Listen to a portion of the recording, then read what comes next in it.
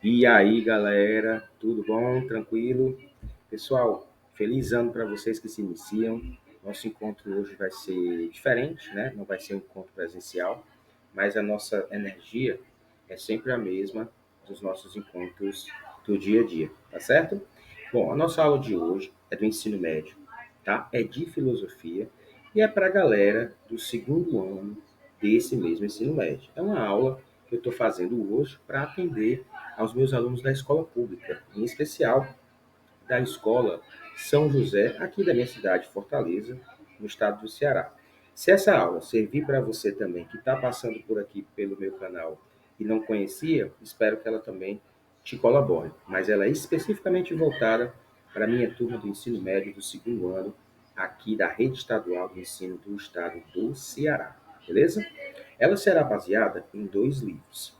Ela é baseada neste livro, que é o livro Fundamentos da Filosofia, do Gilberto Cotrim e da Mirna Fernandes. E também, claro, ela será baseada, na sua maior parte, neste livro chamado Filosofando, uma introdução à filosofia, da Maria Lúcia e da Maria Helena Martins. Então, já fica aí para vocês como sugestão de referência a leitura desses dois livros. Os meus alunos, claro, a gente já está trabalhando com esse material há bastante tempo, então eu estou apenas revisando o nosso conteúdo para que a gente consiga fazer a nossa avaliação em breve. Tranquilo? Isso vai ser baseado nessas imagens que vocês estão vendo agora, que é o capítulo especificamente trazido do livro Filosofando, chamado A Autonomia da Política. E aí eu quebrei essa nossa aula em três momentos aproximados, que é o Estado e o poder, o estado de natureza humana e os seus contratos, o conceito de propriedade, o conceito de liberalismo e o que seria o liberalismo clássico, com direito a uma pitadinha extra de uma instrução no final super bacana. Essa aula vai estar toda aqui para você, você pode parar, rever os slides e também você vai ter a oportunidade de ver alguns vídeos que eu coloquei dentro dessa nossa aula para ajudar a minha fala e o entendimento de vocês. Então, para não ficar somente o meu rosto aqui, você olhando e tudo mais, vai ter um momento em que eu vou colocar as inserções de alguns vídeos para a gente verificar, beleza? Então, começando a nossa aula, né, a gente está falando do Estado. O Estado nós já conversamos em sala de aula. O que é o Estado? O Estado é onde você está neste momento. O Estado, ele é aquele ente que é categorizado por delimitar um território, tem a sua soberania e todas as funções administrativas exercidas por alguma entidade é o que a gente chama de Estado. Portanto, o Estado, na nossa categoria, ele é entendido como o ente soberano, o ente que administra, o ente que determina as regras para um determinado povo e ele é composto por um governo.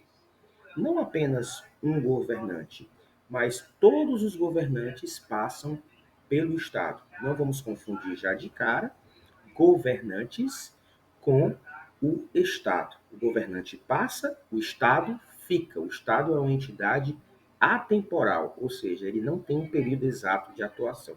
Ele está aí sempre, digamos assim, desde que o Brasil é Brasil e a gente se torna independente de Portugal lá no século XIX. Tranquilão? Então, o território é o local onde a gente vê a atuação do Estado sendo realizada. Só que, assim, não há Estado sem população e sem um governo que exerça a sua função. Então, para que exista esse Estado, é necessário que a gente é, entenda e cumpra com as suas regras necessárias. Alguém pode perguntar, mas professor, o Estado não seria o Estado do Ceará ou o Estado da Amazônia, do Amazonas, né? Desculpa, ou então o Estado de Rondônia? Não. O Estado que a gente está falando é essa entidade que administra. O Estado com a letra E maiúscula, para facilitar o nosso entendimento, é esse ente administrativo. E o estado com letra minúscula é o local onde você reside, onde fica a sua cidade. Exemplo, eu resido em Fortaleza e essa aula está sendo exibida dentro do estado do Ceará. Então, esse estado do Ceará com letra E minúscula. O Estado do Brasil, ou seja, o Brasil enquanto país e seus órgãos, ele é escrito com a letra E maiúscula. Beleza? É só uma diferenciação para facilitar o seu entendimento. Bom, e o que é que faz esse Estado? Na prática, como eu já estou falando para vocês, ele administra o nosso território, ele atende a população, é ele que, inclusive, que mantém as nossas relações internacionais e, claro, garante a nossa segurança. Então, quando se fala numa reunião envolvendo os principais grupos de poder do mundo inteiro, a gente está falando de reunião de estados e o Brasil é representado lá também. Claro que só pode haver esse Estado que estamos comentando se houver um território delimitado da ação desse Estado, se tiver a população e se tiver o governante que exerce esse papel. Tranquilo? Professor, muito se fala sobre o país X está em atrito ou em guerra com o país Y. Com certeza. E isso acontece porque o Estado de cada um envolvido precisa exercer e manter a sua soberania. É por causa da soberania dos Estados que a gente muitas vezes vê determinados conflitos acontecendo, que inclusive é o caso atual entre Israel, né? E não, veja, interessante esse exemplo, porque Israel é um Estado constituído, mas o grupo terrorista Hamas não é um Estado, ele é uma célula de terror que exerce influência sobre um grupo palestino que não tem um Estado definido. Então, é até mais fácil e adequado, e até mais honesto intelectualmente, a gente dizer, por exemplo, que o Estado de Israel faz uma guerra contra o grupo terrorista do Hamas. Percebe a diferença? Ah, mas e se houvesse, por exemplo, aquele conflito que está se avizinhando entre a Venezuela e entre a França? Se houvesse, nós chamaríamos de conflito entre estados, porque os dois têm a sua característica determinada. Tudo bem até aqui?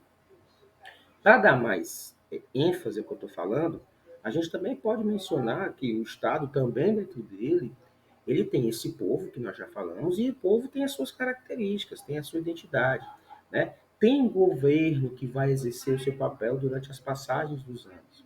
E também, claro, o próprio país em si, com a sua linha territorial demarcada, e aí a gente vai dizer que esse Estado, de fato, faz algo pela sua população. Tranquilo? Até aqui tá tudo bem? Tá conseguindo me ouvir? Tá entendendo a aula direitinho? Se der qualquer probleminha no entendimento, você pode voltar, pode parar o slide, pode ler, pode anotar. E eu estou sempre à disposição de vocês, vocês sabem, né? Eu estou aqui dentro do próprio YouTube, pode mandar a sua dúvida que eu vou te responder, ou então os meus alunos podem também me procurar diretamente, caso precisem tirar alguma dúvida. Passando um pouco do assunto, nós vamos para o estado de natureza humana e os seus contratos. O que é o estado de natureza humana? Aí a gente agora vai esquecer um pouco do que eu acabo de explicar sobre o que é o Estado, aquele ente político administrativo, e agora nós vamos falar do estado do humano, ou seja, como é que o ser humano se encontra dentro das nossas relações aqui na aula de filosofia. Esse estado de natureza, pessoal, é como se fosse uma característica que vai falar do momento em que os seres humanos estão atravessando determinado período. Exemplo, nesse momento, qual é o seu estado? Ah, o meu estado é de alegria, o meu estado é de tristeza, o meu estado é de fúria, o meu estado é de complacência, o meu estado é de admissão, enfim. O estado de natureza na humanidade que nós falamos, ele foi discutido pelos filósofos também, desde o século XVI. E o que é que isso está acontecendo para a gente hoje quando falamos em filosofia na nossa aula do ensino médio? É porque o estado de natureza humana aqui, que eu estou comentando com vocês, tem a ver com está o comportamento civil daquela população. Como é que eles se relacionam? Como é que essa população, ou seja, nós, os humanos, estamos convivendo uns com os outros? Qual é o nosso comportamento social? Alguns filósofos vão dizer que a gente nasceu completamente livre, e outros filósofos vão dizer que a gente nasceu para obedecer uma determinada relação uns com os outros. Mas o certo é dizer que antes de haver qualquer contrato entre nós, qualquer relação social contratual que nós conversamos em sala, haviam os seres humanos que viviam nas suas relações pré-sociais, ou seja, antes desse nosso contrato assinado para a convivência em sociedade. Então, nós vivíamos nessa época no que a gente chama de estado pré-social, né? O estado de natureza humana, onde nós fazíamos as coisas necessárias apenas para a sobrevivência. E essa discussão ela começou a mudar a partir desses filósofos que nós trazemos aqui hoje na nossa aula, que são os principais filósofos que vão tratar sobre isso dentro da nossa disciplina, que é Thomas Hobbes, John Locke e Jean-Jacques Rousseau. Mas, obviamente, que por uma questão facilitada de revisitar o conteúdo da gente, a gente vai tratar hoje apenas do filósofo John Locke, tá?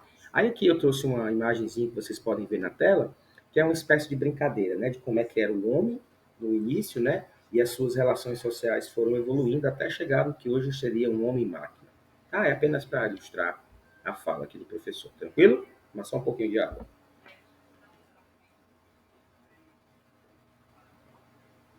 Essa aula aqui é direta, é sem parar, tá? Que a edição é só para colocar os nossos vídeos. Bom, assim como o Thomas Hobbes, a gente está colocando, né?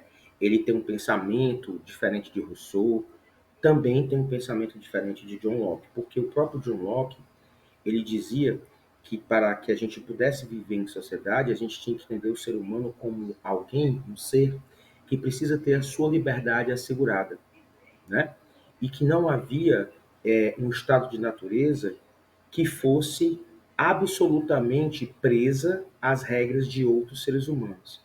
Porque aí quem vai dizer essa teoria seria o Thomas Hobbes. E como a nossa aula de hoje ela prevê a maior fala, a maior parte da explicação para John Locke, a gente já começa a separar o pensamento dos dois aqui. O Locke ele vai dizer que no estado de natureza de cada um resolve a sua própria causa. E o Thomas Hobbes vai dizer que não, que na verdade nós abdicamos da nossa própria escolha para vivermos submetidos ao controle de uma outra pessoa. E aí, claro, né? Nós já vimos em sala, já notamos tudo isso.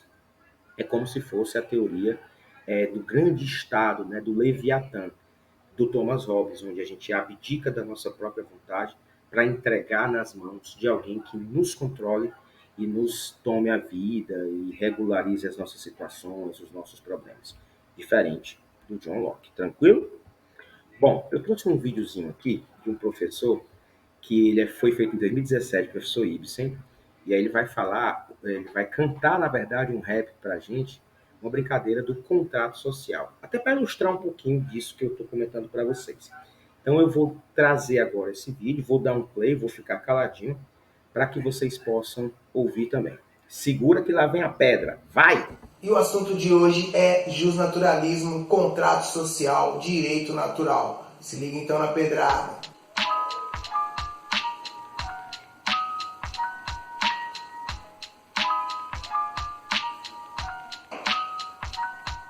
Contrato social, justnaturalismo, Estado propriedade, é liberalismo. Contrato social, justnaturalismo, Estado propriedade, é liberalismo. Direito natural é o original, é o direito inato no Estado natural. Direito à proteção, direito à liberdade, direito à vida, direito à propriedade. Garantir esses direitos parece complicado, então o homem inventou o Estado e a essa entidade se submeteu. Um acordo entre os homens se estabeleceu. Contrato social, justnaturalismo, Estado propriedade, é liberalismo. Contrato social, justnaturalismo. Pra Hobbes o Estado garante a segurança, o homem é lobo do homem, é mal desde criança. Pra Locke o Estado garante os direitos, a liberdade, a propriedade pro mundo perfeito. Pra Rousseau o Estado deve acatar o que a sociedade civil reivindicar. Contrato social, justnaturalismo, Estado propriedade, liberalismo. Contrato social, justnaturalismo, Estado propriedade, é liberalismo. Contrato social, Justnaturalismo, Estado propriedade é liberalismo. Ibsen sobre som e filosofia. Se inscreva, comente, deixe seu like. É isso aí, tamo junto. Salve!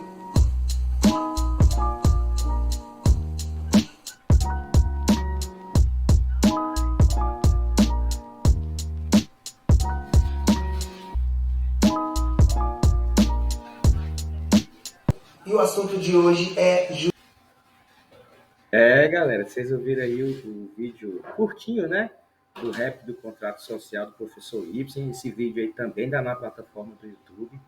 E o cara mandou uma pedrada pra gente curtir aí. Dá para traduzir bem legal o que é essa resposta, o conceito do contrato social, né? Mas a aula não acabou ainda não. Segura que a gente tem mais alguns instantes. De forma resumida, o rap do professor Ibsen, eu vou trazer para vocês a explicação dela de forma geral, né? Que seria o contrato social para a gente é justamente esse pacto, né? A gente usou até essa expressão em sala de aula. O contrato é como se fosse um pacto, é um acordo que a gente convenciona, ou seja, a gente tira entre nós o entendimento de que para uma convivência social bacana, harmoniosa, a gente precisa abrir mão de certas condições, de certos direitos individuais, para que a gente possa ter alguma autoridade que nos guie dentro da nossa convivência. Mas isso não quer dizer, pessoal, que esse Estado, que é justamente o que vai sair desse acordo, o Estado é o que vai sair desse contrato social, deva nos submeter, inclusive, a situações vexatórias. Não é isso. O Estado serve para nos organizar enquanto sociedade. Isso não quer dizer que nós tenhamos de ser escravos ou tenhamos de ser submissos a tudo que o Estado faz. Obviamente que as leis e as regras se aplicam a todos. Se eu ou você descumprir alguma das regras, você sabe, o bicho pode pegar. Como? Ora, através de uma lei que possa punir você ou punir alguma prática que você conheça, que alguém realizou. Isso é o Estado preservando a sua vida e preservando também a vida do outro ente que convive com você. Tranquilão? Até aqui tá de boa? Tá tudo anotadinho, dá um pause, volta, fica à vontade para ver o slide e esse vídeo quantas vezes você quiser. Tranquilo? Ele vai te ajudar bastante. Bom, aí eu trouxe aqui agora uma imagem para você na tela, uma espécie de quadradinho, né, um retângulo, com as principais ideias de cada um dos três filósofos. Mas eu vou trazer esses filósofos ainda num pequeno vídeo daqui a pouquinho na sequência. Por quê? Aqui você dá aquele pause na tela e anota e rememora, relembra o que a gente conversou sobre Thomas Hobbes, o John Locke e o Jean-Jacques Rousseau. Aí, para vocês verem, né? Você tem o nome do lado esquerdo, lá no topo, filósofo contratualista, o nome de cada um, os indivíduos e natureza, né? Qual é o seu estado, como é que eles são? Eles são livres, eles são iguais, eles são diferentes? As condições de estado de natureza, se todo mundo está vivendo em guerra, se existe algum atrito, alguma divergência, ou se a gente considera que essas pessoas estão vivendo como naturais, ou seja, que é uma fala do Rousseau, que é o bom selvagem, né? Qual é a ideia-chave de cada um? Ou seja, a frase mais famosa. A principal aqui, que vocês recordam, é do Thomas Hobbes, né? Que o homem é o lobo do próprio homem. O que é que significa isso? Significa, em poucas palavras, que o homem faz mal até para o próprio homem. Então ele é capaz de destruir a si mesmo para fazer com que a sua vontade impere, tá bom? E aí, para não falar muito desse quadro, vou deixar para vocês, fiquem à vontade, e vou colocar agora na sequência um videozinho bonitinho, desenhado, bem interessante, para vocês entenderem melhor, que é um vídeo do pessoal do Conceito Ilustrado, também um canal muito bacana, que ajuda a gente a pensar melhor. Tá preparado? Então segura aí que eu vou colocar agora esse outro vídeo. Relaxa que eu estou por aqui contigo.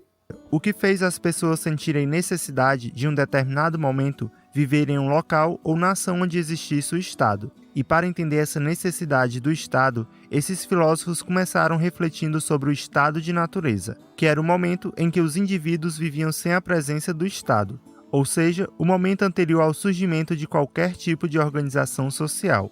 Então, esses filósofos refletiram sobre como as pessoas viviam quando não tinham nenhum tipo de ordenamento legal ou jurídico. Vale ressaltar que essa ideia de estado de natureza não se refere a um momento histórico, mas sim uma tentativa de imaginar como seria esse período pré-social dos seres humanos. Portanto, as teorias do contratualismo surgem da necessidade de explicar o fato dos seres humanos terem se organizado em torno de sociedades regidas por leis criadas pelo Estado. E a primeira noção sobre Estado é de Thomas Hobbes. Para ele, o homem no seu estado de natureza é cruel, mau e egoísta. E devido a isso, o estado de natureza seria um estado de guerra, conflito, disputa, etc. Então, o estado de natureza não era agradável ou bom de se viver, pois as pessoas tinham uma péssima qualidade de vida, cheia de conflitos e guerras constantes. Diante dessa situação desfavorável, as pessoas começaram a refletir que era melhor viver sob um governo, isto é, sob o domínio de alguém, do que continuar tendo uma vida tão complicada. E assim, elas se organizaram, se estruturaram e aceitaram abrir mão de suas liberdades em troca de segurança. E essa segurança só poderia ser obtida a partir de um governo absolutista, onde todo o poder ficaria nas mãos de o que fez as pessoas sentirem necessidade, as pessoas passariam a obedecer a essa pessoa. Com isso, podemos perceber que o discurso de Hobbes é um discurso de obediência, onde ele compreende que impondo uma força é possível acabar com o conflito e trazer a ordem e a paz. A outra visão sobre estado de natureza e sobre essa noção de contrato social vem de John Locke. Locke acreditava que o ser humano possuía naturalmente direitos naturais, ou seja, coisas que já nascem com ele, que são intrínsecas ao indivíduo, que todo mundo tem só por nascer. Por exemplo, o direito à vida, o direito à liberdade, o direito à propriedade, etc. Então, para Locke, no estado de natureza, os seres humanos já possuíam esses direitos, e foi isso que fez as pessoas se organizarem em um estado e fazer um contrato social, para protegerem esses direitos que elas naturalmente já possuíam. Portanto, se todos nascem iguais perante a lei, a única função do Estado seria de proteger e servir ao indivíduo. As pessoas passariam a obedecer a essa pessoa. Com isso, podemos... Bom, galera, vocês viram aí, né, o videozinho curto também, desenhado, bem interessante, que você também pode voltar e rever. Mas você viu, de novo, o que eu já havia falado antes, que é uma síntese, né, um resumo do que eu havia falado, da ideia do Thomas Hobbes sobre o conceito de Estado e a ideia de John Locke sobre também esse conceito de Estado. Na primeira parte do vídeo, você viu o Thomas Hobbes falando sobre como a gente abre mão, e eu já tinha dito isso para vocês em sala, e repetir isso aqui, agora na nossa aula, de como a gente abre mão, no Thomas Hobbes, para entregar a nossa individualidade, por hora, a gente suspende a nossa individualidade, a nossa vontade única, para entregar ao ente do Estado para nos governar, para tratar dos nossos conflitos, para resolver os nossos problemas. E já o John Locke traz uma outra visão. Na segunda parte do vídeo do John Locke, você vê que a gente deixa de entregar para o Estado e deveríamos, na verdade, cumprir com as nossas próprias obrigações e nossos sentimentos individuais. Ou seja, é a ideia de liberdade política e econômica social nas mãos de cada um. Esse é o pensamento básico de John Locke. E aí, agora você está vendo na tela um outro slide que também fala sobre o John Locke, só que agora no conceito de propriedade. Agora a gente sai um pouco da relação e convivência política e social para falar do que ele pensa a respeito de propriedade. Tá na tua tela, dá uma olhada, lê aqui junto comigo. Ó, em John Locke, a propriedade é visualizada como um direito natural, né? É como se nós tivéssemos recebido do próprio Criador essa capacidade de exercer o direito individual para cada um. Isso só deveria se aplicar ao trabalho especificamente. Então, assim, o que deveria organizar a sociedade, esse nosso contrato, é o simples e puro conceito de liberdade e a garantia de termos propriedades. Quando eu digo propriedade, né, é no sentido amplo, sem restrição, no sentido em que as nossas ideias elas devem também de propriedade, liberdade, serem aplicadas a qualquer coisa material que tenhamos condição de receber. De boa? Tranquilo? No outro slide, vocês vão perceber a imagenzinha, né, o rosto aí desenhado do nosso querido John Locke, já falecido, que Deus o tenha há muito tempo, mas ele é considerado o pai do liberalismo. E o próprio nome, galera, já sugere liberalismo. O que é liberal, mais o velho conceito do sufixoísmo que eu sempre puxo com vocês nas nossas aulas. Segura, o conceito de liberalismo específico eu vou trazer no próximo slide. Por enquanto, a gente tem que pensar como é que pensa o John Locke. Ele sempre pensa que a propriedade é um direito natural de qualquer ser humano. Nós não precisamos ter tudo em comunidade, nós não precisamos ter tudo dividido e coletivo, mas cada um tem a sua possibilidade de ter o seu próprio bem. É assim que pensa o John Locke, diferente do Hobbes. Digo de novo, o Hobbes, ele dizia que nós vivíamos brigando, que nós tínhamos sempre alguma confusão para resolver e que nós deveríamos ser governados por um Estado que controlasse a nossa vida em sociedade. E o John Locke já pensa diferente. Ele diz que não, que o nosso estado de natureza é a liberdade e não a guerra e não os conflitos, como pensava o Thomas Hobbes.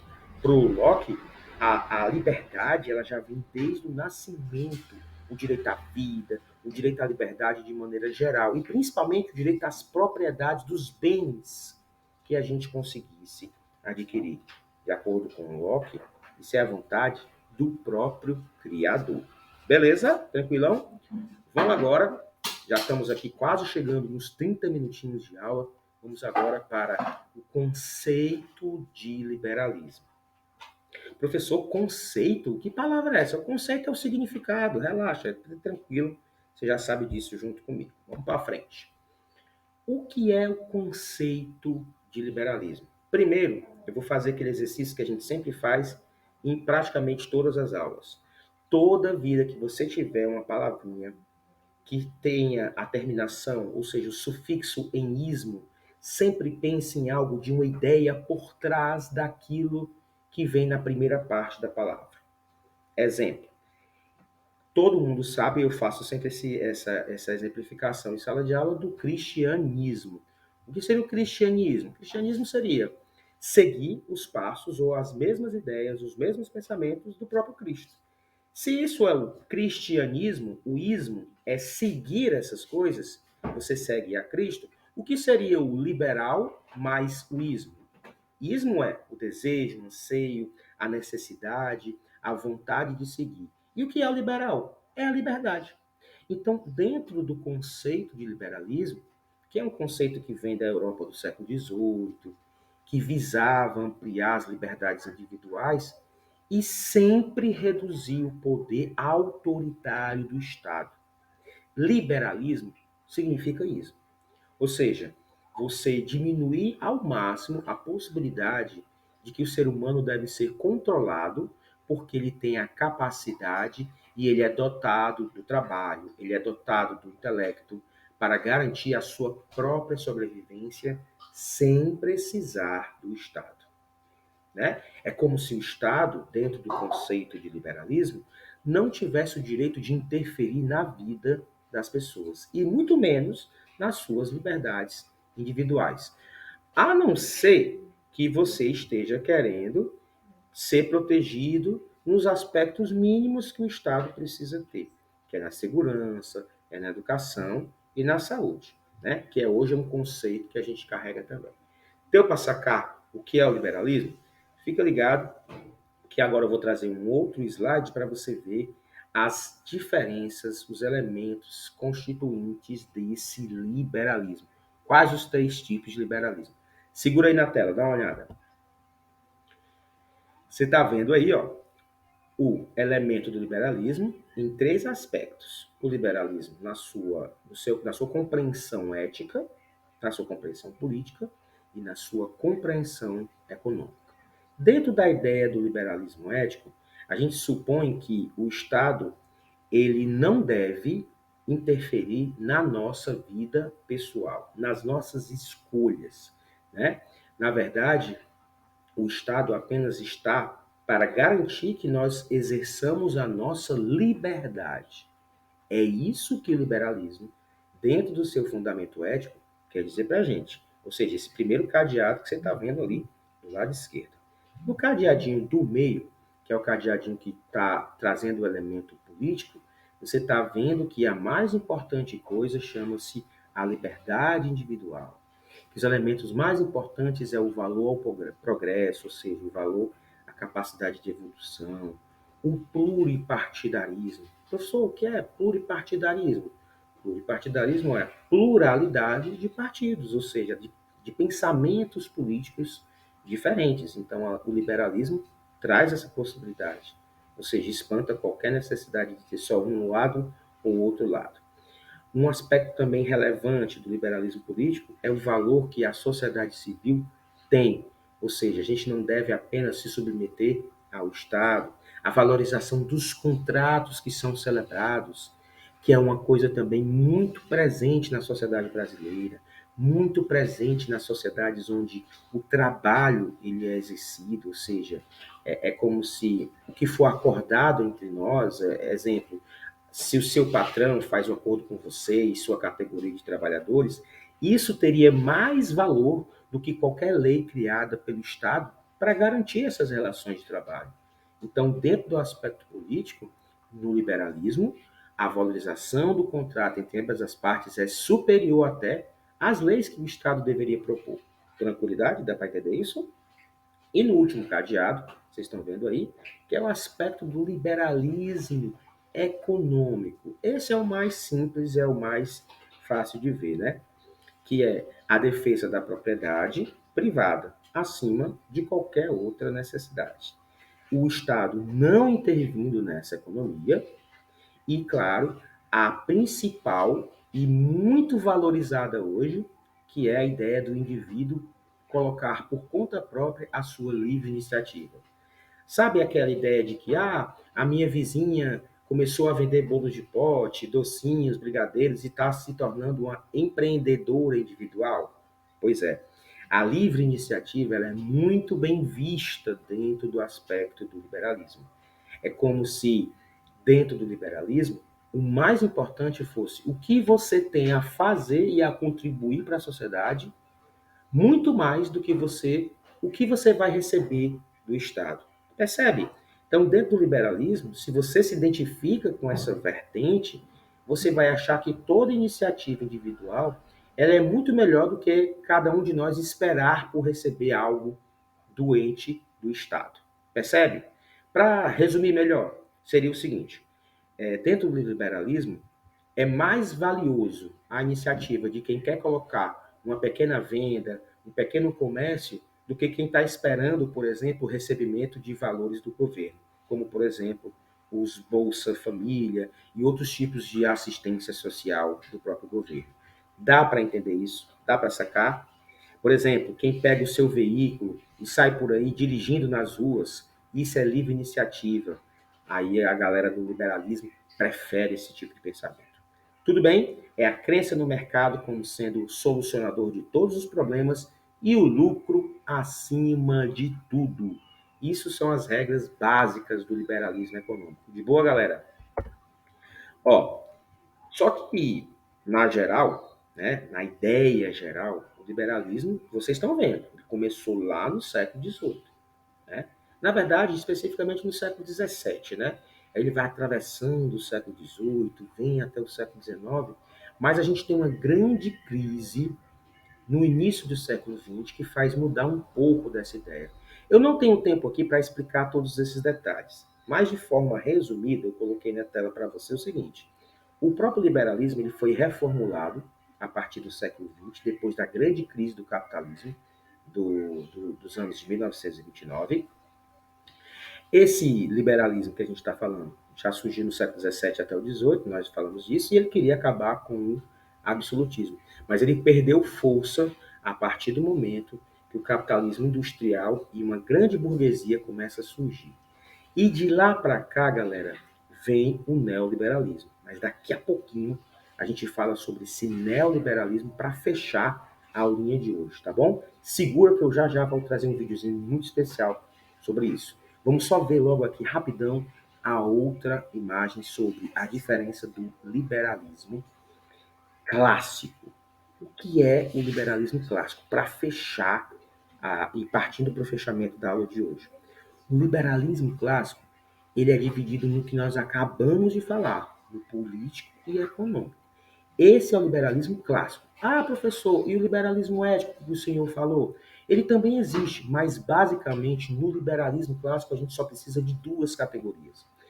E aí eu já expliquei para vocês que essas ideias do liberalismo político têm a ver com aquela iniciativa própria, do conceito de contrato social feito por cada um de nós, diretamente com a outra parte, e o liberalismo econômico. Volta um pouquinho e você vê exatamente o que eu acabo de explicar.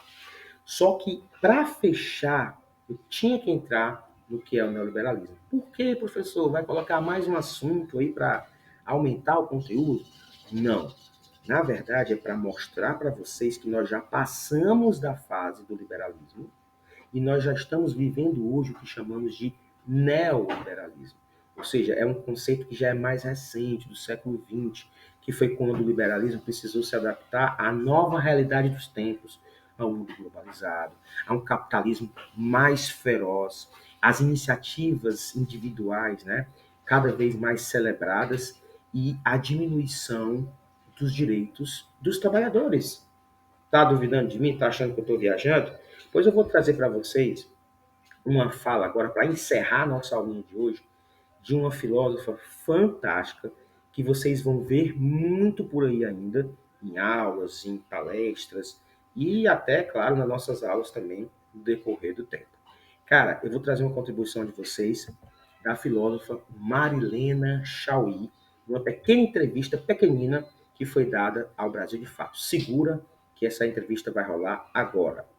Há uma tese defendida por alguns economistas de que o neoliberalismo chegou ao seu ponto de crise final, porque ele não tem mais como prosseguir. E eles falam numa mudança na infraestrutura industrial, que eles chamam de a indústria 4.0. O que talvez a gente esteja assistindo é esse instante de um ponto de mutação em que o neoliberalismo, tal como a gente conhece, vai efetivamente passar por uma mudança. E nesse momento de crise, ele faz aquilo que é típico no capitalismo. Quando se analisa os momentos de forte crise no capitalismo, a resposta dele é sempre a resposta autoritária.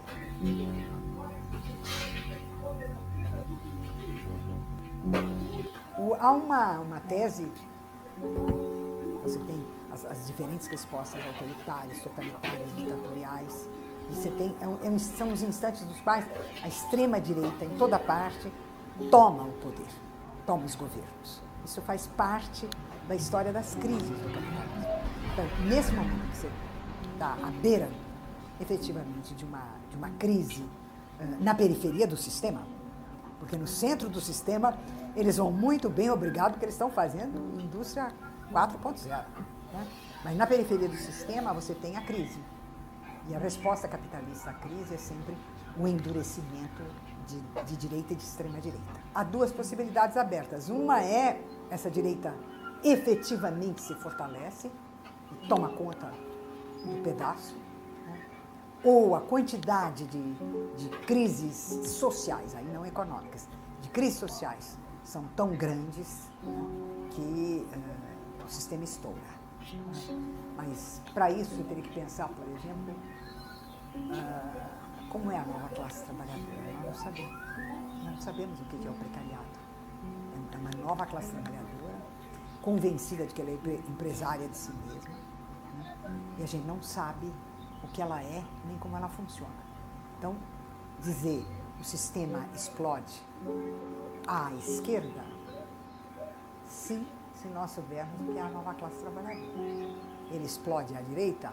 Sim, porque é a forma como o capitalismo explode na periferia. Os elementos próprios do fascismo não estão presentes mais. E é por isso que você tem um totalitarismo que eu chamo de novo. Né? A minha ideia é de que ele é totalitário, o liberalismo é totalitário, porque ele tem um traço que esse é o traço definidor do totalitarismo. que é considerar que todas as instituições sociais são homogêneas, que elas são equivalentes e que você pode tratar todas elas de acordo com as mesmas regras, as mesmas normas, os mesmos valores, que são os princípios administrativos. Então você tem uma visão abstrata da sociedade. A ideia da política como governo, da ideia da política como discussão, como conflito, desaparece. Porque o que você tem no lugar é a ideia da política como gestão. Gestão administrativa dessa pluralidade de empresas que formam o todo da sociedade. E o próprio Estado é considerado uma empresa. Nesse sentido, você tem a privatização do Estado. Não é que o Estado pratica a privatização. Ele próprio é pensado com a estrutura característica do mundo dos interesses privados. E é por isso que o governante dá a si próprio o nome de gestor. Eles têm o fascínio, então, pelas ditaduras militares, civis militares, eles têm o fascínio pelo mundo da Guerra Fria, pelo mundo bipolar da Guerra Fria, construído pelo Departamento de Estado americano, que é onde está a cabeça do Trump também. O Trump tem uma cabeça que parou nos anos 50, 60. Ele está parado lá.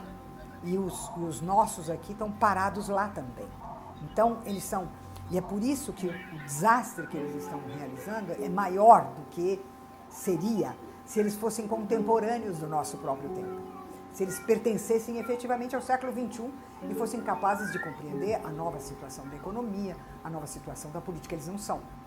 Então, eles têm uma cabeça completamente perdida no tempo e decisões perdidas no tempo. O que faz com que eles operem não propriamente como uma força gestora, nem como uma força governante. Eles operam como uma força devastadora. E em função desse modelo, que está só na cabeça deles, da Guerra Fria, da bipolaridade, eles pensam a relação entre o centro e a periferia, o capital, como uma relação de subordinação. E, portanto, nós estamos subordinados ao centro e nós somos a periferia da periferia. Por que periferia da periferia? Porque eles estão praticando a devastação da economia brasileira, da sociedade brasileira, da cultura brasileira. Estão devastando tudo. Então, nós não somos sequer a periferia.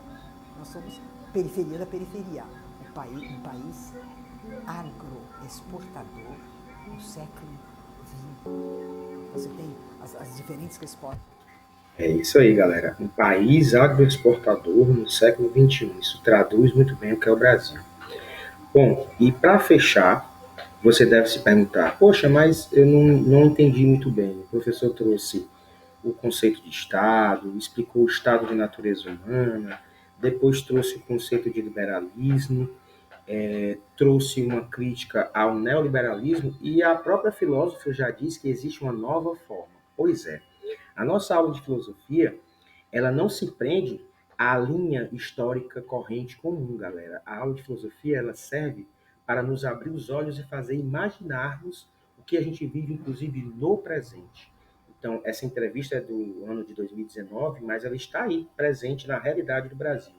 Então, eu quero agradecer a vocês por estarem comigo nessa aula até agora. Utilizem esse vídeo, revejam quantas vezes for necessário, revisem as anotações feitas por nós em sala de aula, revisitem os PDFs que eu mandei para vocês no decorrer de todo esse último período, né? Percebam que a nossa aula, ela tem um início, um meio e um fim. Ela faz um ciclo, ela fecha dentro dela mesma uma explicação ampla, o tanto quanto eu pude fazer, tá bom? Então agradeço a sua paciência, agradeço aí a sua audiência e, por favor, não deixem de rever os materiais. Leiam para que a gente possa ter um momento de fechamento agora desse ano de 2023 para 2024 de maneira satisfatória. Tranquilão? Bom, vou ficar por aqui, agradecer a vocês, um abraço forte, até mais, hein? Tchau, tchau, galera. Valeu!